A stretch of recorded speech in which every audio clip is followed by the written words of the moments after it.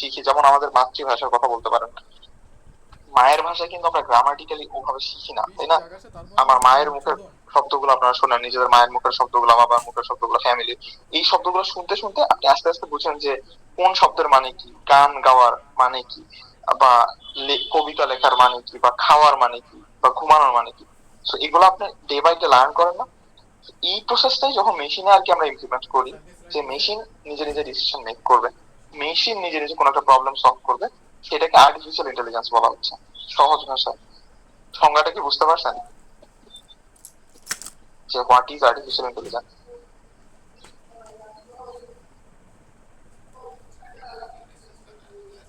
জি sir. একটু response করেন, সবাই যদি অফ থাকেন তাহলে তো আমি বুঝতে পারি না যে আপনারা আমার কথা শুনছেন কিনা। তো অনলাইন ক্লাস যেহেতু নিচ্ছি, তো একটু আপনাদেরও ভালো হচ্ছে, কারণ আপনাদের ওই দিন ক্লাস একটা ক্যান্সেল হয়ে গেছিল, একটাই ক্লাস ছিল, এই জন্য আমি আজকে অফিসে ছিলাম। তো একটু রেসপন্স করবেন, তাহলে আর কি এই ফ্যাসিলিটি গুলো পরেও পাইতে পারেন মাঝে মাঝে। কারণ যদি রেসপন্স না করেন ক্লাসে, তাহলে তো আমি পরে আর নিব না। সব সময় আপনাদের অসুবিধা থাকলেও ফেস টু ফেস ক্লাসই করতে হবে, কারণ অনলাইন ক্লাস কিন্তু অন্য ডিপার্টমেন্ট থেকে সাপোর্টও করে না খুব একটা বেশি। ঠিক আছে, একটু রেসপন্স করেন, প্রশ্ন থাকলে বলবেন। সো আর্টিফিশিয়াল ইন্টেলিজেন্সটা আশা করি আপনারা বুঝছেন। তো আর্টিফিশিয়াল ইন্টেলিজেন্স একটা আমরা বড় আমব্রেলা বা একটা বড় ট্রি হিসেবে কল্পনা করতে পারি। তো এই আর্টিফিশিয়াল ইন্টেলিজেন্সটা অ্যাচিভ করতে গেলে কোন একটা মেশিনে, কোন একটা রোবটে, কোন একটা সিস্টেমে আমরা বিভিন্ন অ্যাপ্রোচে যেতে পারি। ঠিক আছে, একটা জিনিসকে আর্টিফিশিয়ালি ইন্টেলিজেন্ট করতে আমরা বিভিন্ন ধরনের প্রসিডিউর বা টেকনিক বা অ্যালগরিদম ইউজ করতে পারি। এইগুলাকে ব্রডলি আমরা এমএল আর ডিএল বলতে পারি। এমএল হচ্ছে মেশিন লার্নিং, ডিপ লার্নিং হচ্ছে, ডিএল হচ্ছে ডিপ লার্নিং। এই দুইটাই হচ্ছে আর্টিফিশিয়াল ইন্টেলিজেন্স অ্যাচিভ করার দুইটা ওয়ে। ঠিক আছে, এমএল হচ্ছে অনেক বড় একটা প্রসিডিউর, যার ভিতরে ডিপ লার্নিং থাকে, যে কিছু কিছু স্পেসিফিক টাস্ক যেটা ডিরেক্টলি এমএল দিয়ে সলভ করা অনেক কমপ্লেক্স হয়, ওইগুলো আমরা ডিপ লার্নিং দিয়ে সলভ করি। ঠিক আছে, এমএল আর ডিপ লার্নিং এর মধ্যে বেসিক কিছু পার্থক্য আছে, সেগুলো আমরা আস্তে আস্তে পরে দেখবো। এদের মধ্যে মেইন পার্থক্যটা হচ্ছে ফিচার এক্সট্রাকশন। এখন ফিচার জিনিসটা কি, এটা আমাদের বুঝতে হবে। ঠিক আছে, এখন আপনারা আমাকে বলতে পারেন যে একটা চেয়ার যদি আপনাদের সামনে থাকে, বা রুমে থাকে, বা একটা টেবিল থাকে, তো টেবিলের ফিচার গুলো কি? একটা টেবিলের কি কি ফিচার থাকতে পারে আপনারা যদি আমাকে বলেন। চারটা পা থাকে একটা টেবিলের অবশ্যই, বা একটা চেয়ারের। একটা জায়গা থাকে যেখানে আমরা আহ মানে নেক রেস্ট বা হেলান দিই, আর একটা জায়গা থেকে বসা। এইগুলা টেবিলের এক একটা করে ফিচার না?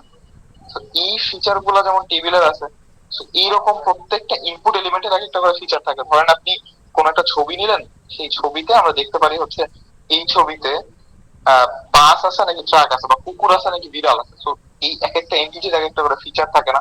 যে একটা কুকুরের যেগুলো ফিচার, সেই সেই ফিচার গুলো কিন্তু বিড়ালের হবে এক্স্যাক্টলি তো সেম হবে না, এদের ফিচার কিন্তু আলাদা হবে। তো এই ফিচার গুলা মেশিন লার্নিং মডেল গুলা অটোমেটিক্যালি এক্সট্রাক্ট করতে পারে না, মানে অটোমেটিক্যালি এই ফিচার গুলো তারা পায় না। ঠিক আছে, কিন্তু ডিপ লার্নিং অ্যালগোরিদম গুলা এই ফিচার গুলা অটোমেটিক্যালি এক্সট্রাক্ট করতে পারে। মানে ধরেন আপনার একটা ছবি আমি মেশিন লার্নিং মডেলে দিলাম, দিয়ে আর কিছু বললাম না, জাস্ট একটা ছবি দিলাম, তাহলে এর ভিতর থেকে যে ফিচার গুলা, এটা ও ম্যানুয়ালি বের করতে পারে না, মানে অটোমেটিক্যালি বের করতে পারে না। আমাকে অ্যানট করে দিতে হয় যে এখানে একটা ছবি আছে, ছবিতে দুইটা চোখ আছে, চোখের আয়তন এত, দৈর্ঘ্য এত, পজিশন এত, নাক এখানে, ঠোঁট এখানে, হ্যাঁ, এটা মেশিন লার্নিং এর জন্য আমাদের দিয়ে দিতে হয়। কিন্তু ডিপ লার্নিং এর ক্ষেত্রে এই ফিচার গুলো জাস্ট আমি একটা ছবি দিয়ে দিব, আমি আর কিছু বলবো না। আমি বলতে পারি এটা একটা ছেলে মানুষের ছবি, বা এটা একটা মেয়ে মানুষের ছবি, বা এটা একটা স্টুডেন্টের ছবি। বাকি জিনিসগুলো, যে একটা ছবির ভিতরে কি কি আছে, এই জিনিসগুলো ডিপ লার্নিং নিজে নিজে এক্সট্রাক্ট করতে পারে। ঠিক আছে, সো কমপ্লেক্স এর দিক থেকে যদি আমি কল্পনা করি, তাহলে ডিপ লার্নিং মেশিন লার্নিং এর থেকে বেশি কমপ্লেক্স হবে, কারণ এ নিজে নিজে ফিচার গুলো এক্সট্রাক্ট করতে পারে। কিন্তু এমএল হচ্ছে সিম্পল এবং ফাস্টার কাজ করতে পারে। তো আমাদের এই কোর্সে আমরা মেশিন লার্নিং নিয়ে শুধু শিখবো, ডিপ লার্নিং শিখবো না। বাট ডিপ লার্নিং এর অনেক ইন্টারেস্টিং সাইড আছে, যেমন ইমেজ প্রসেসিং এর কথা বলতে পারেন। ইদানিং কালে যেটা খুবই ফেমাস, ইমেজ প্রসেসিং। ইমেজ প্রসেসিংটা কিন্তু এমএল দিয়ে আমরা করতে পারি না সহজে। ঠিক আছে, ইমেজ প্রসেসিং টাইপের কাজের জন্য আমরা ডিপ লার্নিং ইউজ করি। এখন ডিপ লার্নিং এর অনেকগুলো ফ্রেমওয়ার্ক আছে, যেমন আপনারা যদি কেউ কাজ করে থাকেন জানবেন যে সিএনএন নামে একটা ফ্রেমওয়ার্ক আছে, যেটা ফুল ফর্ম হচ্ছে কনভলিউশনাল নিউরাল নেটওয়ার্ক। এগুলো মাথায় নেওয়ার দরকার নেই, এগুলো আমরা জাস্ট বলতেছি। জিএএন নামে নেটওয়ার্ক আছে, জিএএন হচ্ছে জ্ঞান, এটা হচ্ছে জেনারেটিভ অ্যাডভার্সারিয়াল নেটওয়ার্ক। আরএনএন আছে, রিকারেন্ট নিউরাল নেটওয়ার্ক। তো এই জিনিসগুলোকে আমরা ডিপ লার্নিং ইমপ্লিমেন্ট করতে পারি। এনএলপির কথা অনেকে শুনে থাকবেন, হ্যাঁ। এনএলপি হচ্ছে ন্যাচারাল ল্যাঙ্গুয়েজ প্রসেসিং, মানে আমরা যে ভাষায় কথা বলি এই ভাষাটা মেশিন প্রসেস করবে, লার্ন করবে, শিখবে, ডিসিশন মেক করবে। এই টাইপের কমপ্লেক্স কাজগুলো যেমন ভিডিও প্রসেসিং, ইমেজ প্রসেসিং বা এনএলপির কাজ, এগুলো আমরা ডিপ লার্নিং দিয়ে ইজিলি করতে পারি। কিন্তু আবার অনেক ডেটা দেখবেন যেগুলো নিউমেরিক ডেটা, যেমন আপনাদের ঢাকা শহরে বা চিটাগংয়ে বা কক্সবাজারে ধরেন একটা বাসার প্রাইস কিসের উপর ডিপেন্ড করতে পারে? একটা বাসার আয়তন, একটা বাসার লোকেশন, একটা বাসার কত ফ্লোরে আছে, এগুলো নিউমেরিক্যাল ভ্যালু না? এই নিউমেরিক্যাল ভ্যালু গুলো দিয়ে যদি আমরা কোনো কিছু শিখাতে চাই, সেক্ষেত্রে আবার এমএল ভালো কাজ করে, কারণ নিউমেরিক্যাল ভ্যালুর ক্ষেত্রে এই সিএনএন বা ক্যান বা এই টাইপের জিনিসপাতি গুলোর অত বেশি অ্যাপ্লিকেশন দরকার হয় না। ঠিক আছে? তো বেসিক পার্থক্যটা বুঝতে পারছেন যে ইমেল আর ডিপ লার্নিং এর মধ্যে পার্থক্য কি? এই যে এখানে জাস্ট এই লাইনটা আপনারা যদি লক্ষ্য করেন, যে deep learning automatically extract complex features from র ডাটা।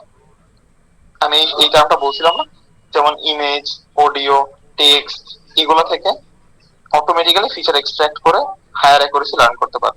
অন্যদিকে ইমেল কি করে দেখেন, email without being explicitly program. তার মানে কি, আপনারা যদি একটা জিনিস চিন্তা করেন যে আপনি একটা সিস্টেম বানাবেন যেখানে ধরেন বিভিন্ন কন্ডিশনের এগেইনস্টে কাজ করবেন, ধরেন if else if else if else if else if, এইভাবে কিন্তু আপনি ডেভেলপ করতে পারবেন একটা সিস্টেম। ধরেন ইফ কেউ বললো যে ওপেন দ্য ডোর, তাহলে দরজাটা ওপেন হয়ে যায়। আবার কেউ ধরেন বললো যে প্লিজ ক্লোজ দ্য ডোর। তো এইগুলো দিয়ে আপনি লজিক্যাল কন্ডিশন বেসড সিস্টেম তৈরি করতে পারবেন না if else if else if else if else if এভাবে দিয়ে। বাট এটা আমরা কয়েকটা সিম্পল কাজের জন্য ইউজ করতে পারি। আপনি কয়টা এলস ইফ এলস ইউজ করবেন? 10টা, 20টা, 100টা। বাট আমাদের ন্যাচারাল ল্যাঙ্গুয়েজ কতগুলা? জাস্ট একটু কল্পনা করে দেখেন যে আমরা ন্যাচারালি কতগুলো ল্যাঙ্গুয়েজ নিয়ে কথা বলি, মানে আমাদের অ্যালফাবেট বা বর্ণমালা কতগুলা। এতগুলোর জন্য তো আপনি আর এক্সপ্লিসিটলি প্রোগ্রাম করতে পারবে না যে ইফ কেউ বললো যে আমার নাম অমুক বা এইটা, তাহলে আমি এটা রেসপন্স করবো। এইরকম টাস্ক গুলোর ক্ষেত্রে আমাদেরকে মেশিন লার্নিং এর সাহায্য নিতে হয়, কারণ মেশিন লার্নিং শুধু কন্ডিশনের উপরে কাজ করে না বা এক্সপ্লিসিট প্রোগ্রামের উপর কাজ করে না, এটা নির্দিষ্ট প্যাটার্ন থেকে শিখে শিখে এই অনুযায়ী রেসপন্স করতে পারে। ঠিক আছে? সো মেশিন লার্নিং, এআই আর ডিপ লার্নিং, এই কয়েকটা কনসেপ্ট কি মোটামুটি আপনারা বুঝতে পারছেন? মানে ওভারভিউটা পাইছেন? কারো কোনো প্রশ্ন থাকলে বলবেন, কারণ অনলাইনে আমি তো বুঝতে পারতেছি না যে আপনারা বুঝতেছেন কিনা, বা আমি ফার্স্ট হয়ে গেলে আমাকে বলবেন যে স্যার একটু স্লো যান। ঠিক আছে? এইগুলোর ব্যাপারে ফুল ফ্লেক্সিবিলিটি থাকবে, না বুঝলে আমি বারবার বুঝাবো। ঠিক আছে? সো আশা করি যে এই সংজ্ঞাগুলো সম্পর্কে বুঝতে পারছেন। পরীক্ষা এক্স্যাক্টলি এগুলো লিখতে হবে না। স্যার ঠিক আছে? হ্যাঁ স্যার বলেন। স্যার ডায়াগ্রাম অনুযায়ী দেখা যাচ্ছে যে মেশিন লার্নিং এর ভিতরেই আমাদের ডিপ লার্নিং জিনিসটা আছে। তাহলে ডিপ লার্নিং এর যে এক্সট্রাক্ট করার যে একটা ক্যাপাবিলিটি আছে, ওইটা মেশিন লার্নিং এ নাই কেন? হ্যাঁ দেখেন, এগুলো হচ্ছে সাবসেট।